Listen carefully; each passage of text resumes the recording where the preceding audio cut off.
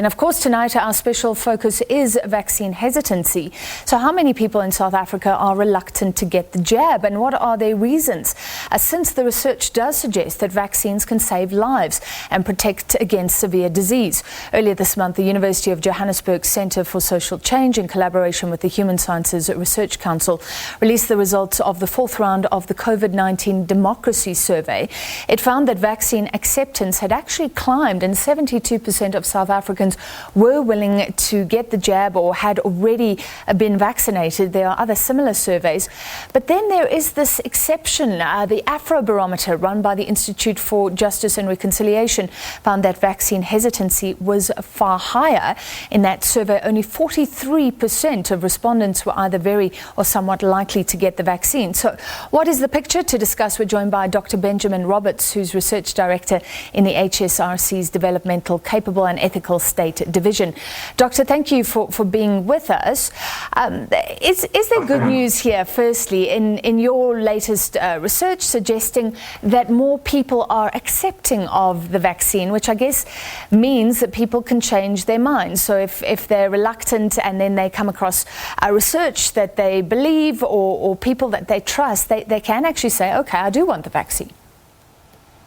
Yes, absolutely. So when we did our surveying in our third round in January this year, 67% said that they were willing to accept a vaccine. That's now increased to 72% by the time of our most recent round of surveying in June, July. So that is an encouraging sign that it has increased over time on aggregate.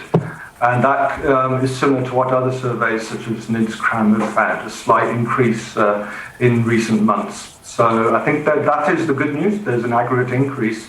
But there are also some signs of worry which we need to engage with, both in terms of hesitancy and as well as issues of lingering access constraints related to getting one's vaccine. What are the concerns around hesitancy? Do you think we're really getting to the bottom of why people are reluctant? I think we have a fairly good idea from our survey. It's focused particularly on asking people in their own words to express why they are hesitant about getting the COVID vaccination. And there are sort of clear, so the dominant ones are common to what we found early in the year as well, related to issues pertaining particularly to side effects as well as concerns over vaccine effectiveness. There was also quite a strong share, about just over a fifth of South Africans also, hesitant South Africans also referred to issues pertaining to trust. So there is that's trust both in the vaccine as well as in key institutions such as the World Health Organization. And other governmental institutions.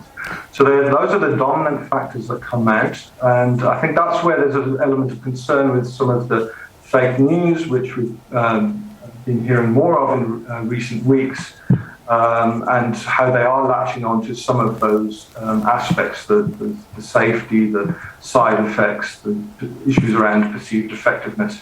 Okay, so that'll augment all those arguments and in some cases the fake news. There is this outlier study, though, the Afrobarometer, which suggests that there's a huge amount of vaccine hesitancy. Your colleagues, looking at the way the questions have been formulated, just tell us what you think of that study. Are you dismissing it and why? Firstly, just to say, Afrobarometer is a highly reliable survey series, has a strong reputation in South Africa and across the continent. But I think in this particular instance, it's about the particular line of question. The surveys that were done by us, as well as by NIDS-CRAM, were very direct in asking people about their willingness to take a vaccine. The Afrobarometer question made it more nuanced by actually linking it to government, trust in government. Does the public trust the government to provide them with a vaccine that's safe to take? So it's got this intersection between willingness to take as well as government trust. We've looked at trust ourselves, and we find amongst those that trust government, we also find it's in the 40 to 50% range are accepting. So it's clearly linked, the Afrobarometer finding, to elements of institutional trust. So that's the fundamental difference between the Afrobarometer finding and the UJ HSRC as well as the NIT's Crown findings. So this trust issue is important, and just your opinion, we recently spoke to a communications expert who said that people are more likely to trust the health experts rather than the politicians. So let the scientists and the doctors and the nurses do the talking rather than the governmental officials. Then there's been a bit of controversy, the Limpopo Health MEC who's been very effective, but releasing an advert, I don't think this is being enforced, obviously, but saying no COVID vaccine, no dating. And then you've got a situation where maybe people will be their backs will be up because now you have government telling them what to do. We didn't ask direct questioning about trust in the medical professionals, but certainly if we look at people's preferred sources of information around vaccinations, they do lean quite heavily actually on conventional media. They rely on what information they get through information channels such as this one, through TV primarily, and to a certain degree radio.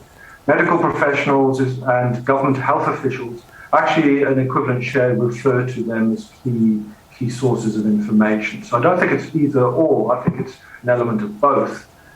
Social media is also, particularly for certain subgroups within our population, quite a strong source of preferred information. So we're quite diverse as a public in terms of the different channels, and it's not one, it's multiple channels we tend to lean on. But we do still lean more towards conventional news media. But the question is, should government, because there's low trust in government, be careful to push the vaccine too hard? I hear what you're saying, that everybody should be saying the same thing, including the politicians. But should government be careful to push too hard because then people could get suspicious? I think what we find is actually that there's still quite a large, although distrust is a key factor, the majority are still very much favouring the state. There's a strong sort of trust gain amongst the public, and we actually see that large shares are still quite trusting. But I think there is a risk of obviously concerns about state overreach. So I think it is a delicate balance. People do want information. So whatever it is, it must be backed by hard science. People want facts. The kind of questions being raised about side effects and effectiveness are legitimate questions that people have to ask. But the reality is the science that we have clearly favours, leans towards the vaccination being safe for the public to take. So I don't think at this stage we have a particular fundamental problem about the government pushing too hard. All right, thank you so much, Dr. Benjamin Roberts, Research Director at the HSRC.